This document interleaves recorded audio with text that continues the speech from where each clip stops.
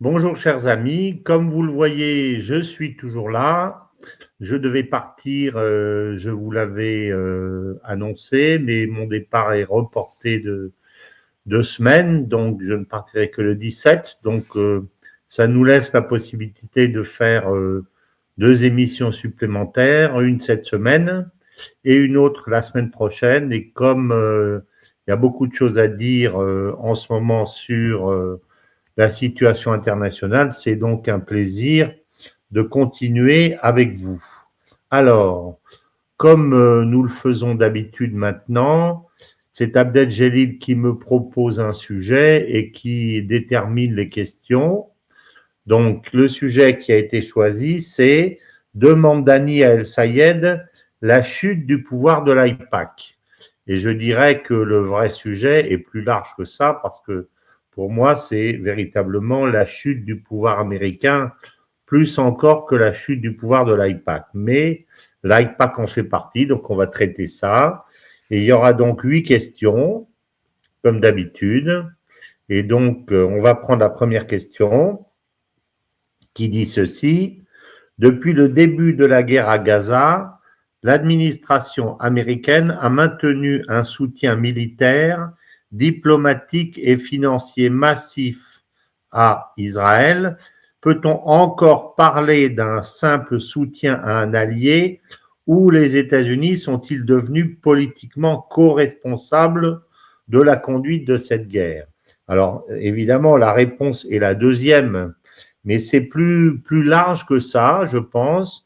Les États-Unis ne sont pas co-responsables de la conduite d'une guerre, mais ils sont unis à Israël pour une mission, je dirais, de gendarme du Moyen-Orient depuis que l'État d'Israël existe et que les États-Unis ont mis la main dessus et qu'ils ont en quelque sorte fusionné compte tenu de l'influence qu'ont les lobbies américains, les lobbies juifs américains, dans une mission qui consiste à tenir le Moyen-Orient et à faire peur au Moyen-Orient pour le compte des États-Unis, pour que tous ces États, non seulement les États du Golfe, mais tous les États de cette région, rampent en gros devant les États-Unis.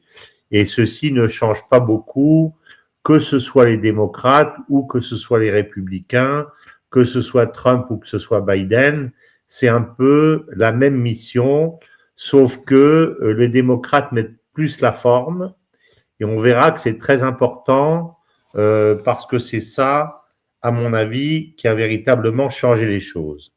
Donc, on peut dire qu'il ne s'agit pas d'un soutien à un allié, je ne le pense pas. C'est beaucoup plus sérieux et beaucoup plus important que ça. Et évidemment, dans le cadre de cette mission que les États-Unis ont attribuée à Israël et que Israël s'est attribuée avec un immense plaisir parce que, au lieu de les présenter comme un État du Moyen-Orient ou du Proche-Orient, ceux qu'ils sont en réalité de par leur politique, ils se présentent comme, je dirais, le bastion le plus avancé de la défense, en gros, je dirais, de la blanchité contre les barbares arabes. C'est un peu ça l'idée que les Américains veulent faire passer à travers ce soutien radical et idéologique. Donc, ceci veut dire que évidemment, ils sont co-responsables de la conduite de la guerre, non seulement la guerre à Gaza, évidemment, puisqu'on ne peut pas penser que cette guerre, qui pour moi a été causée non pas par les Palestiniens et les Gazaouis, mais bien par Netanyahou, avec évidemment l'accord des services secrets américains. Je crois parfaitement la thèse développée par Charlie Kirk peu avant son assassinat, quand il disait que compte tenu de la façon dont la bande de Gaza était protégée, était fermée, était surveillée avec des caméras, avec des espions, avec tout ça, il lui semblait absolument impossible que les hélicoptères qui normalement mettent 45 minutes à aller sur le terrain aient cette fois mis 7 heures. Donc ça me semble évident que Netanyahou est tout à fait mouillé dans cette affaire et que, le sachant certainement, puisqu'il était tout sauf stupide, évidemment, Yahya Sinwar ait fait ce que font beaucoup de personnes dans ce genre de cas, jouer volontairement le rôle de la marionnette pour sortir, s'échapper des mains du marionnettiste. C'est ce que je pense que Yahya Sinwar a fait. Et la preuve, c'est qu'il s'est préparé au niveau des armes, au niveau des caches, au niveau de l'organisation, au niveau de la nourriture, au niveau du système politique, etc. Et il s'est préparé pendant des dizaines d'années. Et la meilleure preuve, c'est que aujourd'hui, c'est encore le Hamas qui tient la bande de Gaza, nonobstant les tentatives permanentes d'Israël de les faire plier. C'est évidemment la même co-responsabilité qui est celle de la politique vis-à-vis de la Cisjordanie. La meilleure preuve, c'est que lorsque Trump fait son discours à la Knesset avant le sommet de Sharm el-Sheikh, si on se souvient, dans la salle, il y a Myriam Adelson, qui est la personne qui lui a donné le plus d'argent, plusieurs centaines de millions de dollars, semble-t-il. Et il dit, Myriam Adelson, je crois qu'il dit que c'est pas une personne très facile, mais en tout cas, elle est là, donc il la met en avant puisque il a demandé qu'elle fasse partie de sa délégation à la Knesset. Et Myriam Adelson, comme on le sait, est parmi les lobbyistes américains, celle qui défend à tout prix et de toutes ses forces la colonisation de la Cisjordanie. Donc évidemment, les Américains sont partie prenante de toutes les atrocités qui sont faites aujourd'hui en Cisjordanie, les massacres, les assassinats des petits bergers, les familles violentées en plein milieu de la nuit, les voitures brûlées, etc., etc., les enfants tués. Donc, évidemment, les Américains sont également partie prenante, même s'ils font semblant aujourd'hui d'être les messieurs bons offices et les arbitres. Ils aiment bien faire ça, mais ça ne trompe pas. Dans tout ce qui a été fait au Liban avec ces meurtres de civils et également dans l'ensemble de la région et évidemment en Iran. Donc, c'est tout à fait exact de dire que les États-Unis sont devenus politiquement, alors ils ne sont pas devenus politiquement, ils sont politiquement co-responsables de la conduite de la guerre parce qu'ils l'ont toujours été, en fait. C'est ça qu'il faut dire si on veut être précis concernant la question. Alors, la question numéro 2, Washington a utilisé son influence internationale pour protéger Israël contre les pressions diplomatiques et les procédures internationales. On le sait très bien. On a vu ce qui s'est passé avec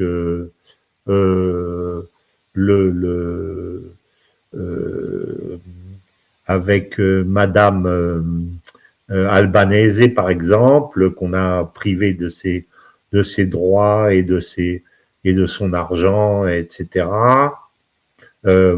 On a vu ce qui s'est passé avec le juge du tribunal pénal international.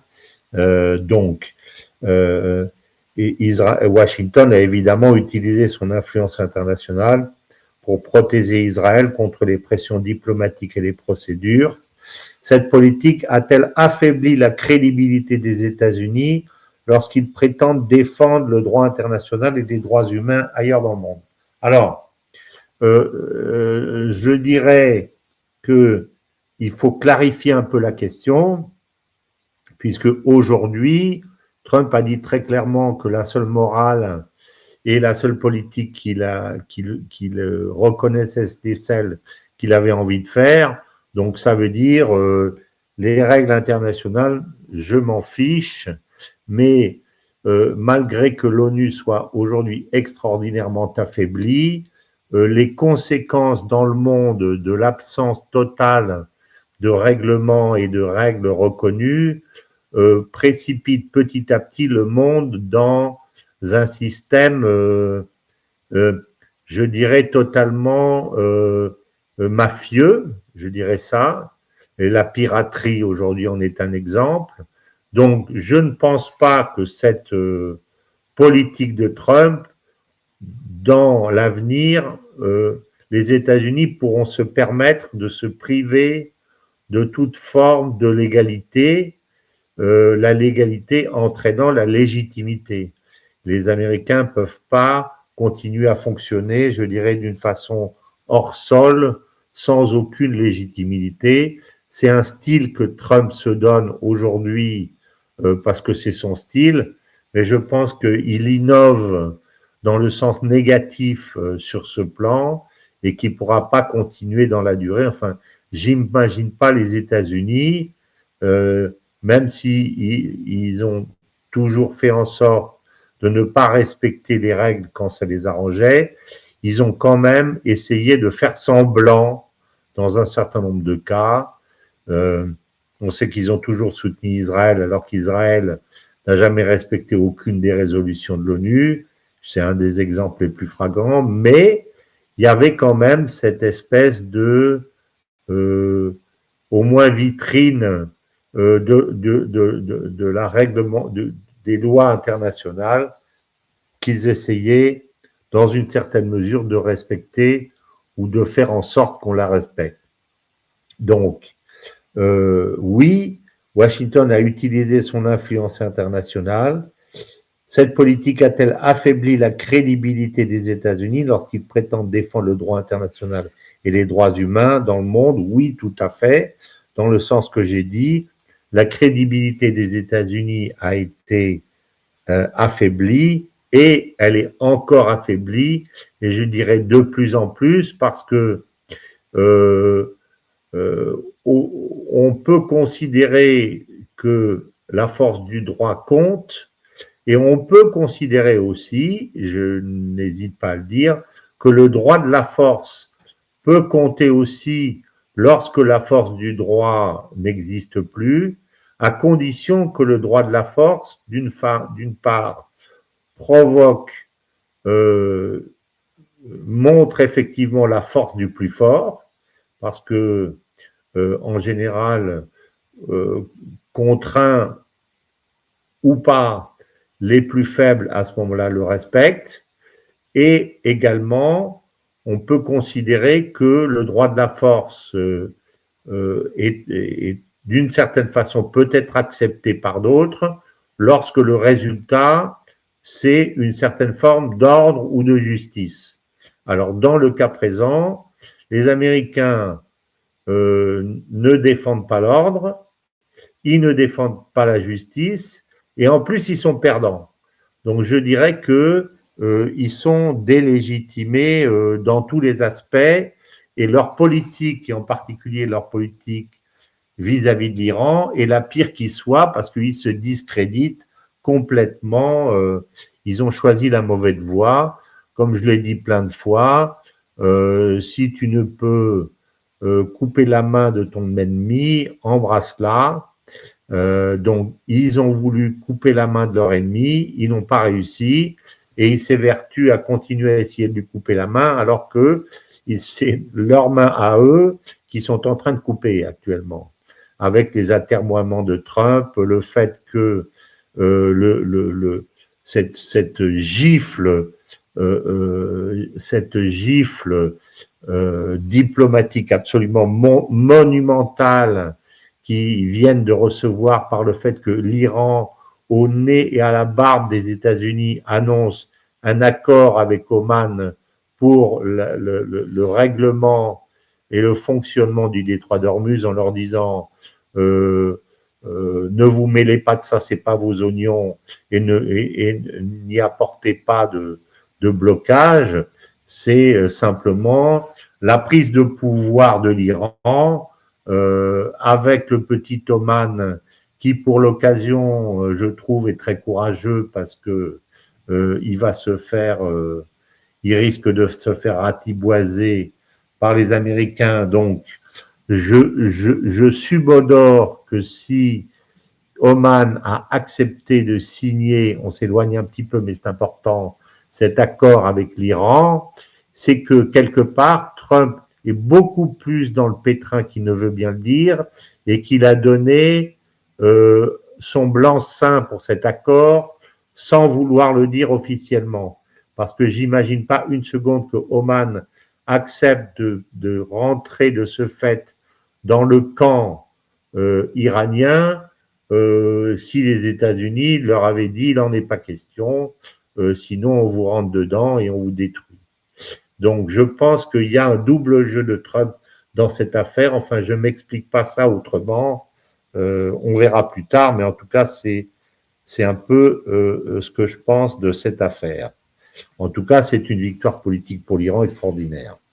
Alors voilà, continuons. Aujourd'hui, troisième question. Une partie croissante de l'opinion publique américaine estime que la politique étrangère des États-Unis sert davantage les priorités du gouvernement israélien que les intérêts économiques et stratégiques du peuple américain. Cette perception vous semble-t-elle justifiée? Alors, je répondrai deux choses. Je répondrai qu'il faut différencier la question de la politique internationale et la question de la politique intérieure. Il est évident que par rapport à ça, Trump accorde tellement d'importance aux questions internationales et en particulier au soutien d'Israël que l'Américain moyen, en particulier les membres de son mouvement MAGA qu'il avait promis de s'occuper de leurs problèmes et de se dégager des conflits internationaux. Il évidemment, son mouvement MAGA considère que les États-Unis, la politique étrangère des États-Unis sert davantage les priorités du gouvernement israélien plutôt que les intérêts économiques et stratégiques du peuple américain. Alors, ceci étant dit, lorsqu'on examine les choses, il faut être plus précis que ça, parce que je pense que les États-Unis avaient de très bonnes raisons de vouloir attaquer l'Iran, de part, si je regarde leurs propres intérêts. Le premier, c'est parce que ça pouvait leur donner la main sur le pétrole iranien et essayer d'embêter, dans une certaine mesure, les Chinois pour que les Chinois débloquent le moratoire sur les terres rares. Donc ça, c'était important pour Trump. Et l'autre, comme je l'ai déjà dit, c'était la question de l'accord entre l'Iran et l'Arabie saoudite qui était en préparation et qui était même, d'après le professeur Marandi, était prêt à être signé. Et les Américains ne pouvaient absolument pas se permettre de laisser l'Iran et l'Arabie saoudite s'entendre et se mettre d'accord sous l'égide des Chinois. Donc, ils ont voulu casser cet accord en attaquant l'Iran, puisqu'ils ne peuvent pas, évidemment, se fâcher brutalement contre les Saoudiens. Donc ça, en soi, ça justifiait une opération américaine contre l'Iran, mais certainement pas celle qui a été faite. Et encore une fois, si les Américains avaient voulu véritablement déstabiliser l'Iran, et à mon avis, c'est ce qu'ils auraient dû faire, c'est pas uniquement l'embargo, surtout si l'embargo a été tellement mal fait, alors que l'Iran est capable de travailler avec le Pakistan, surtout avec la Russie par le couloir de la Caspienne et avec ça, avec la Chine, au point d'être presque autosuffisant sur le plan agricole et alimentaire, ce qui est quand même énorme. Donc, si les Américains avaient voulu véritablement considérer que l'Iran était une menace pour eux plus que pour Israël, ça fait 20 ans qu'ils auraient dû déstabiliser l'Iran en envoyant, en détruisant leur économie petit à petit, en poussant les tribus, les Baloutches et les autres tribus contre le gouvernement iranien, en créant des problèmes financiers, en faisant des attentats, enfin, leur mettre, comme on dit, la misère depuis 20 ans, alors qu'ils les ont laissés s'organiser, préparer leur défense, construire des missiles, former des ingénieurs, hommes et femmes d'ailleurs. Donc, quelque part, les Iraniens ont profité d'une certaine forme d'accalmie, je dirais, malgré le blocus. Et ça, c'est pas Trump qui est responsable de ça. Je dirais que si on regarde les choses strictement du point de vue des intérêts américains, les démocrates ont été d'un laxisme absolu, ou alors, s'ils voulaient véritablement réintégrer les rangs dans le concert des nations, ce qui était, semble-t-il, ce qu'Obama voulait faire, à ce moment-là, il fallait faire une vraie politique de réintégration de l'Iran, mais ce n'est pas non plus ce qu'Obama a fait, puisqu'on sait qu'au moment où l'accord a été signé, le JCPOA, les Iraniens qui ont voulu travailler avec les banques américaines n'ont pas pu le faire parce que les patrons de la plupart des grandes sociétés iraniennes, c'était les anciens gardiens de la révolution, et ils étaient considérés comme des terroristes après la guerre Iran-Irak, et donc les banques américaines ont refusé de travailler avec eux. Donc en fait, l'Iran s'est fait avoir dans cette affaire. Il a accepté d'avoir l'AIEA pour contrôler son processus de façon à éviter d'avoir de contrôler son nucléaire éventuel, et on sait, puisque Tulsi Gabbard l'a dit, qu'il n'y avait aucune trace d'un programme militaire nucléaire, mais contre ça, où ils ont accepté de se laisser ficeler, ils n'ont rien obtenu comme avantage. Donc, je dirais que Obama n'a fait ni l'un ni l'autre, ni la destruction de son ennemi, ni la réintégration d'un nouvel ami dans le giron international. Je pense parce qu'il n'a pas voulu, il n'a pas été capable de dire non à Israël, pas plus que les autres. Donc, l'Iran, à ce moment-là, les Américains, pour tout dire, n'ont pas du tout fait la bonne politique, et s'ils voulaient battre l'Iran, c'était maintenant trop tard pour le faire. Voilà ce qu'on peut dire. Alors, donc, il est certain qu'une part croissante de l'opinion américaine estime aujourd'hui que la politique étrangère sert davantage les priorités du gouvernement israélien que les intérêts économiques du peuple américain.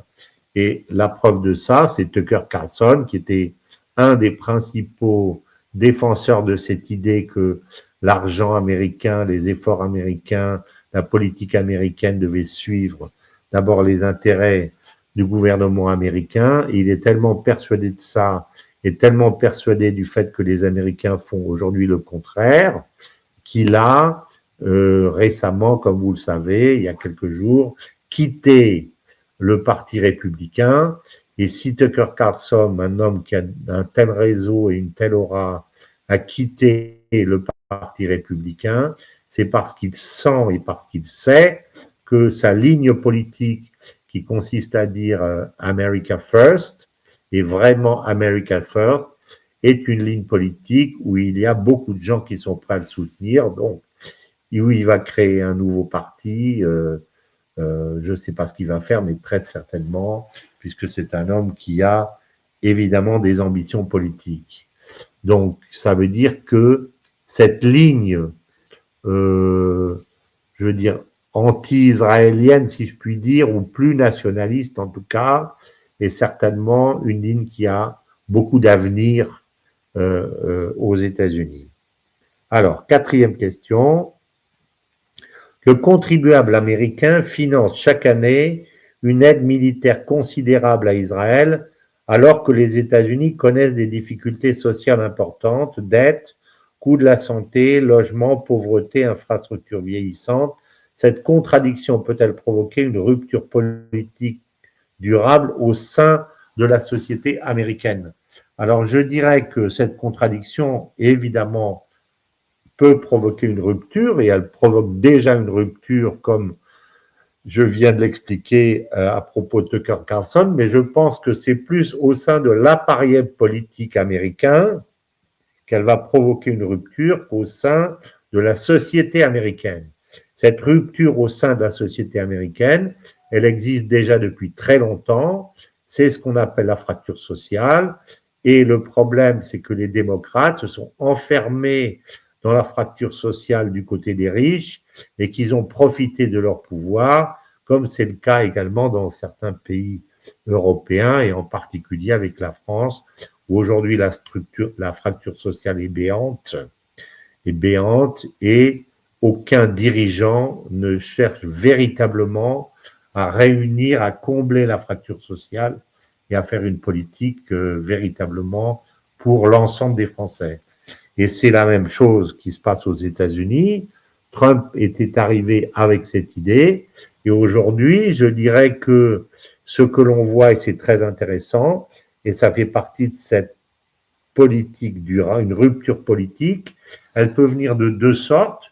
L'une, c'est une fracture chez les républicains, avec des hommes peut-être comme J.D. Vance, mais je le trouve bien tendre à ce niveau-là, ou avec Thomas Massie, des gens que Tucker Carlson pourrait rejoindre, et à gauche également, avec les démocrates qui sont en train de se fracturer aussi en deux, avec la partie des riches, je dirais, qui reste encore puissante, puisque elle a de l'argent, elle a des grands patrons, etc. Et d'autre côté, des gens comme Mamdani, ou comme le récent El Sayed qui vient d'être élu, et visiblement, les Américains, et en particulier les lobbies juifs, ont extrêmement peur de cette tendance-là, qui est la tendance de Bernie Sanders, qui consiste à revenir aux pauvres et à revenir au peuple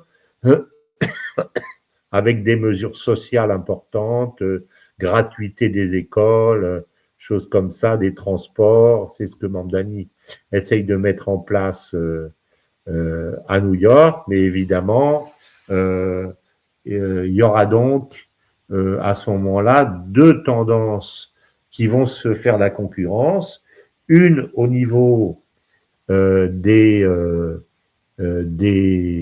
républicains et l'autre au niveau des démocrates. Et l'on voit bien aujourd'hui que si les démocrates vont être divisés, raison pour laquelle je ne parierai pas absolument sur la victoire des démocrates lors des prochaines midterms, mais en tout cas, c'est cette tendance qui aura à l'avenir le vent en poupe, j'en ai la certitude, et c'est celle-là qui fait peur au lobby de l'AIPAC et d'autres, et c'est celle, et aujourd'hui, Mamdani est véritablement dans le piège médiatique que Trump a mis en place en faisant en sorte qu'il n'y a que lui qui parle tous les jours et qu'il laisse la place à personne. Le seul qui arrive à s'exprimer et à sortir de ce piège que Trump est en train de faire, qu'on pourrait appeler de faire en permanence de monopoliser la parole en permanence. Le seul qui sort du lot, c'est Mamdani, et je ne suis pas du tout étonné. Donc oui, cette contradiction provoque une rupture politique durable, non pas au sein de la société américaine, elle l'est depuis longtemps, mais au sein des deux appareils, celui des républicains et celui des démocrates. Et à mon avis, tout ça va dans le sens de la du fait de combler la fracture sociale et de s'occuper du peuple américain. Et je dis enfin, d'un côté comme de l'autre, ça me semble une bonne évolution. Alors, question numéro 5. Question numéro 5. Concernant l'Iran, certains responsables américains ont semblé suivre une stratégie d'escalade encouragée par le gouvernement israélien et par les courants néoconservateurs. Les États-Unis ont-ils été entraînés dans une confrontation contraire à leurs propres intérêts nationaux? Alors, je dirais pas vraiment si on pense à ce qu'auraient dû être leurs objectifs stratégiques, puisqu'il est certain que à partir du moment où ils considéraient l'Iran comme un ennemi, ça aurait dû être une politique menée depuis 20 ans ou depuis 30 ans pour les faire tomber. Or, c'est pas ce qu'ils ont fait. Ils ont eu une politique consistant à essayer de les acheter, mais en les trompant, comme je l'ai dit à l'époque d'Obama. Et aujourd'hui, c'est évidemment trop tard, puisque les Iraniens, grâce à Ali Khamenei, se sont organisés, se sont préparés avec les missiles, avec les usines, avec les ingénieurs, avec leurs liens avec la Chine, avec la Russie. Il est clair que lorsque cette guerre est arrivée, les Iraniens étaient absolument prêts. Donc, les États-Unis n'ont pas été entraînés dans une confrontation contraire à leurs propres intérêts. Je dirais que là où ils se sont laissés entraîner, c'est qu'ils ont cru le mensonge de Netanyahou qui leur a dit en une semaine on a réglé le problème. Ça, c'est la bêtise profonde et la naïveté de Trump, je dirais. Mais en soi, comme je l'ai expliqué, le fait de détruire l'Iran faisait partie véritablement, à mon avis, faisait partie aurait dû faire partie logiquement des objectifs américains, mais ceci ne veut pas dire qu'ils auraient dû tomber dans le piège de faire la guerre, surtout maintenant. Donc en fait, ils avaient une contradiction. Trump a essayé de lever la contradiction en y allant comme il fait souvent parce que c'est un preneur de risques et comme il l'a fait un certain nombre de fois dans sa carrière professionnelle où il a racheté des énormes hôtels où il a failli couler, ben là, à mon avis, il a vu trop gros et il est en train de couler. Voilà ce que je pense. Alors, question numéro 6. Israël espérait-il pousser Washington vers une guerre directe contre l'Iran et pourquoi les dirigeants américains semblent-ils aujourd'hui confrontés aux limites militaires, économiques et géopolitiques d'un tel affrontement? Ben, non seulement Israël espérait pousser Washington vers une guerre directe contre l'Iran, mais ils y ont réussi, bien entendu.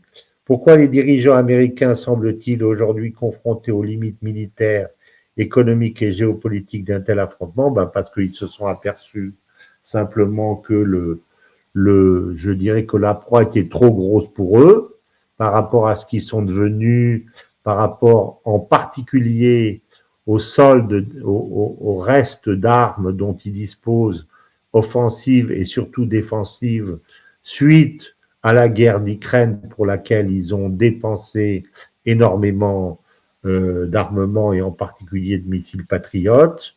Ils en ont plus et c'est tout à fait incroyable de voir que le plus grand pays du monde, celui qui a le budget militaire qui est aujourd'hui de plus de 1000 milliards de dollars et qui prévoit un budget de 1500 milliards de dollars alors que les autres pays sont à 70 milliards ou 100 milliards, ce pays-là n'arrive pas à avoir assez d'armes pour écraser un pays comme l'Iran.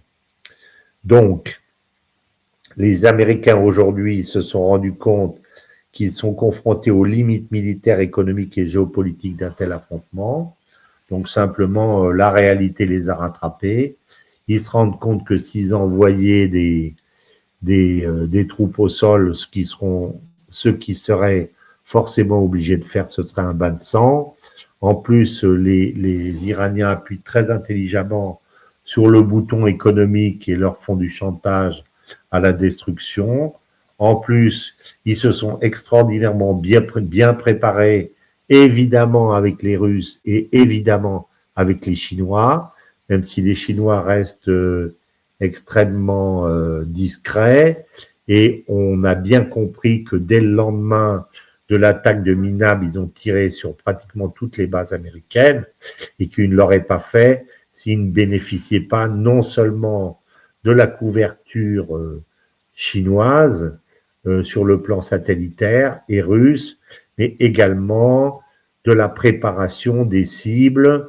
Ça se décide pas comme ça sur le coin d'une table avec un crayon, mais évidemment, tout ça est rentré dans un ordinateur avec des algorithmes, avec des comment ça s'appelle, des types de cibles avec des programmes, avec des priorités. Donc, évidemment, les Chinois, en particulier, avaient préparé cette guerre avec l'Iran. J'en ai la certitude totale. Voilà.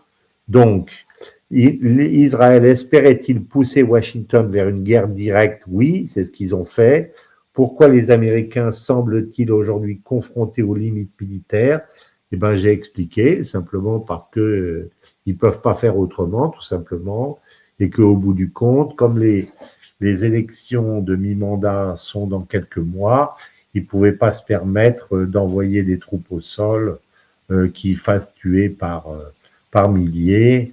On n'est pas dans une configuration qui était celle de l'Irak avec un pouvoir très verticalisé et avec des troupes qui pouvaient débarquer avec des chars, etc.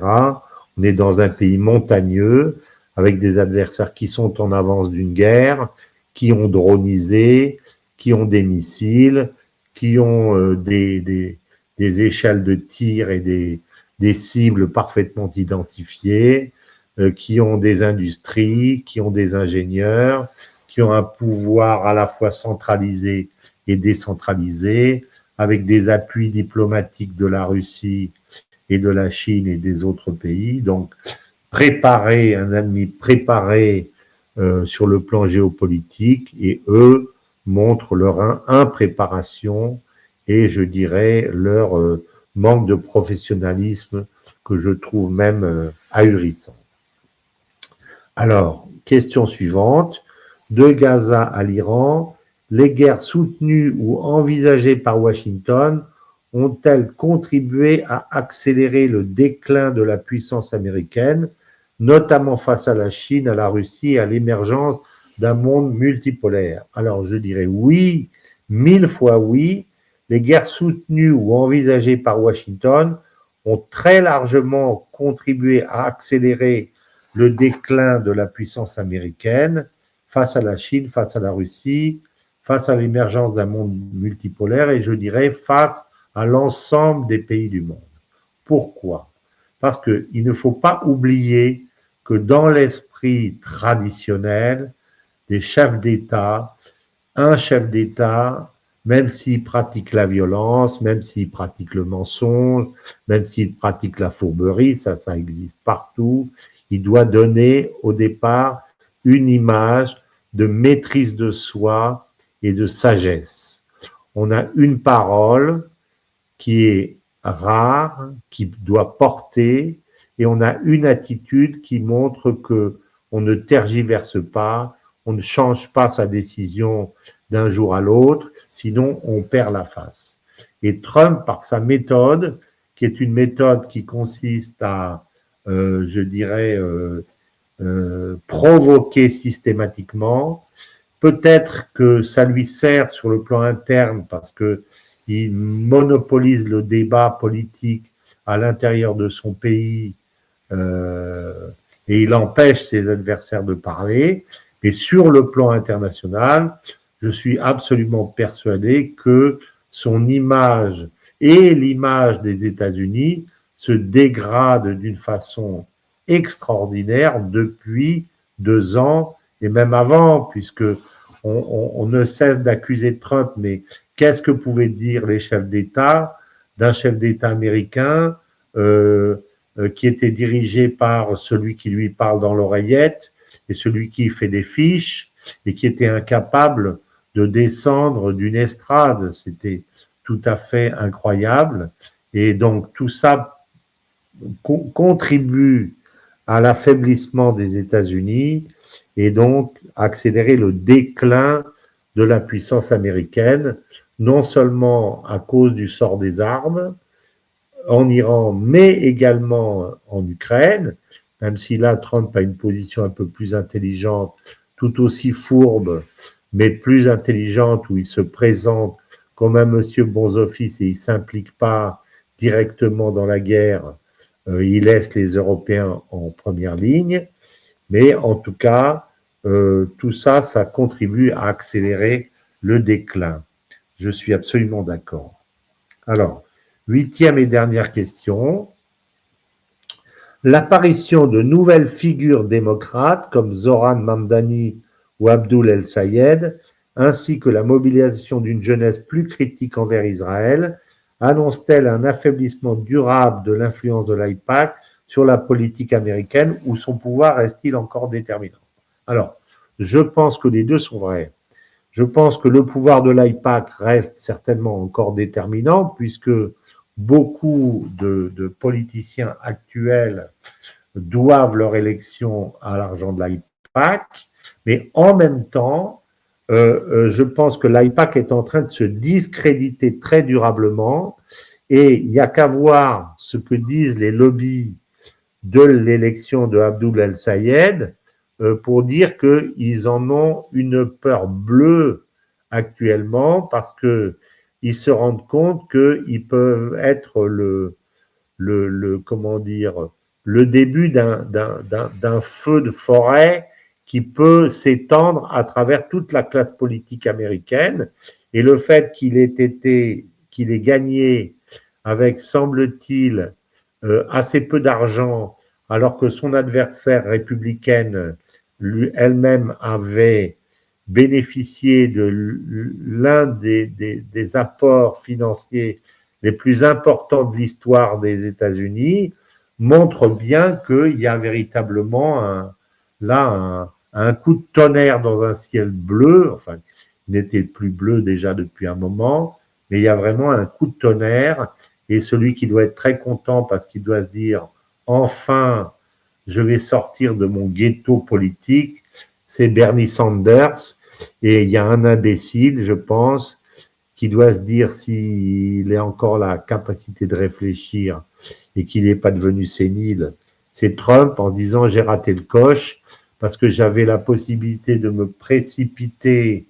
avec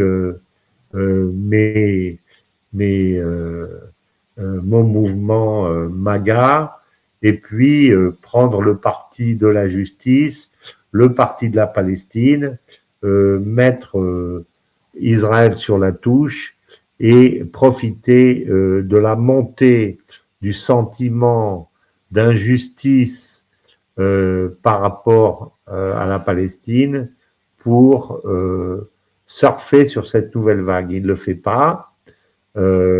J'ai cru qu'il allait le faire au moment où Mamdani a été élu, parce que Trump est évidemment pas un imbécile non plus, et il l'a reçu 15 jours après son élection, et on a été très étonnés de les voir tous les deux dans le salon ovale, tout souriant et discutant l'un avec l'autre. Ça me paraît tout à fait normal, puisque au départ, Trump a essayé de se le mettre dans la poche. Et on se souvient que c'était le jour où il avait reçu aussi Mohamed Ben Salman, qu'il a reçu avec des honneurs tout à fait incroyables. Donc, je me suis dit, il est en train d'essayer de se mettre la communauté musulmane dans la poche. Et bien, visiblement, c'est pas ce qu'il a fait. En tout cas, il est certain que ce Abdul El-Sayed, à mon avis, est le début d'une série de changements qu'un certain nombre de futurs vont faire du fait de ne pas recevoir de l'argent de l'AIPAC une médaille. Il y a déjà aujourd'hui des électeurs qui interpellent leur politique en leur disant dites-nous la vérité, dites-nous si vous recevez de l'argent de l'AIPAC. Si vous recevez de l'argent de l'AIPAC, nous ne voterons pas pour vous. Donc, je pense que c'est clair que l'AIPAC va avoir un affaiblissement assez important. Alors, très rapide, pas très rapide, j'en sais rien. Je ne pense pas non plus que quand on a affaire à l'AIPAC, on a affaire à des branquignoles incapables de trouver des solutions. Ils vont essayer évidemment d'utiliser l'argent pour acheter tout ce qu'ils veulent, mais je pense que la vindicte contre eux, alimentée évidemment par l'homme le plus stupide de la planète sur ce plan qui s'appelle Netanyahou, puisqu'il ne cesse de montrer à tout le monde qu'il n'a qu'une politique qui consiste à tuer le plus de Palestiniens possible à Gaza et en Cisjordanie, et donc à alimenter la machine médiatique contre lui, et c'est véritablement du suicide. C'est la raison pour laquelle je pense qu'il va se faire remplacer par l'un de ses opposants, soit l'ancien chef d'état-major des armées, soit Yair Lapid, soit Naftali Bennett. Ce sera l'un des trois. Donc, à mon avis, il sera remplacé. Non pas parce que ces gens-là ont envie de changer dans le fond la politique israélienne, qui suivront quoi qu'ils fassent, parce qu'au bout du compte, si on leur dit vous quittez le Liban, ben, ils quitteront le Liban. Si on leur dit vous attaquez pas l'Iran, ils attaqueront pas l'Iran. Mais ils le feront d'une façon plus intelligente, plus hypocrite. On se souvient à ce titre que comment s'appelle le secrétaire d'État de Biden avait fait 9 voyages, et à chaque fois il sortait du rendez-vous à Netanyahou, et devant la caméra il sortait un mouchoir, il se mettait à pleurer en disant on essaye d'arrêter ça, les pauvres Palestiniens, etc. Il repartait, il revenait. Tout ça, c'était évidemment une comédie épouvantable d'hypocrisie, mais ça avait l'avantage, vu encore une fois du point de vue israélien et du point de vue américain, de sauver la face et de ne pas montrer à tout le monde l'horreur des massacres. Aujourd'hui, Trump assume. Il ne fait pas semblant de dire qu'il ne veut pas. Il assume. Donc, il prend pour lui les problèmes et il assume et il suit Netanyahou, même si on voit qu'en ce moment, il essaye de le mettre un peu de côté, il a peut-être compris. Mais en tout cas, le mal est fait et l'opinion américaine en a tiré les conclusions dans la jeunesse, mais pas seulement avec la jeunesse. Et je pense que la grande époque d'Israël est terminée, qu'on vit quelque chose qui ressemble à la guerre du Vietnam, où toute la jeunesse de l'époque américaine avait pris fait et cause pour le Vietnam contre les États-Unis dans leur propre pays. Ça a amené le mouvement pacifiste, le mouvement hippie, etc., etc.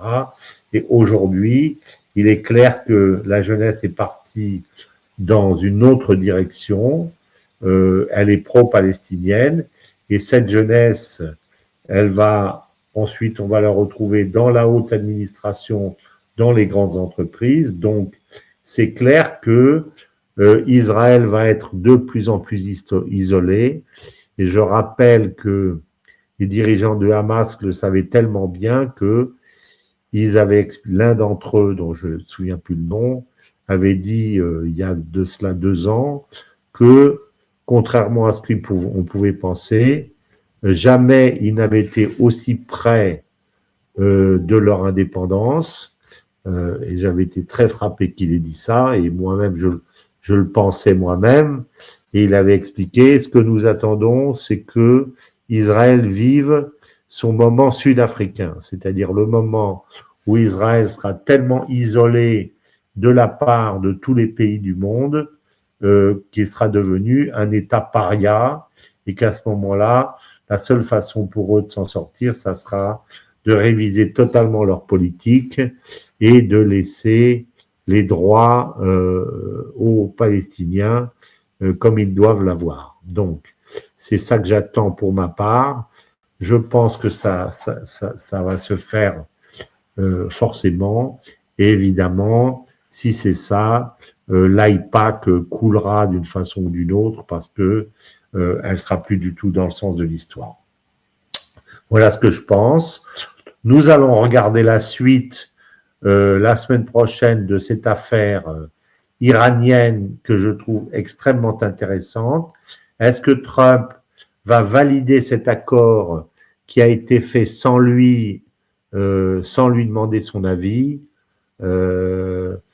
S'il le refuse, je serais assez étonné parce que, encore une fois, je pense que Oman l'a fait parce qu'ils ont quelque part des garanties américaines, même si Trump ne veut pas le dire. Et si Trump l'accepte, ça veut dire que, quelque part, il va se mettre à dos ces néoconservateurs, et on verra comment il gérera ce problème. Voilà, chers amis, je vous remercie et je vous retrouve la semaine prochaine pour un dernier rendez-vous d'actualité sur ces conflits du Proche-Orient et de Russie. Merci et à bientôt.